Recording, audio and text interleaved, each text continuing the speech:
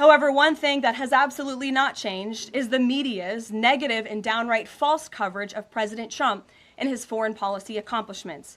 From the beginning of this entire process, much of the left-wing media has been actively rooting against the President of the United States in the pursuit of peace.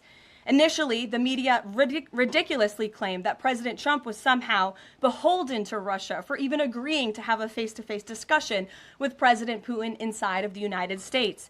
The media said President Trump was making a grave mistake by, quote, legitimizing Putin. They were aghast that President Trump would treat another world leader like a world leader.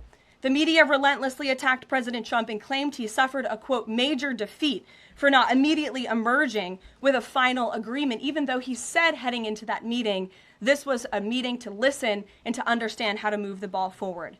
All weekend following those historic U.S.-Russia bilateral talks, we listened to clueless pundits on television trying but failing to claim that the president had failed.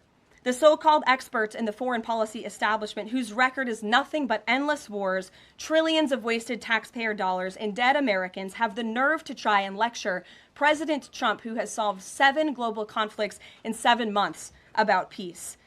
This is the same president, by the way, who brokered the Abraham Accords in his first term, on top of more than half a dozen other peace deals this year alone, as I just said.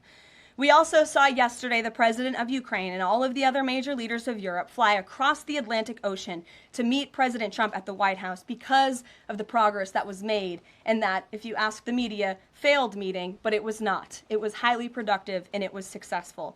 This is why Americans' trust in the mass media is at a lowest point in more than 5 decades. Diplomacy is a delicate process, and instead of reporting the facts about what is happening here at this White House and what is happening between this president and other leaders around the world, many outlets in this room continue to try to actively undermine the president and sabotage the efforts towards peace.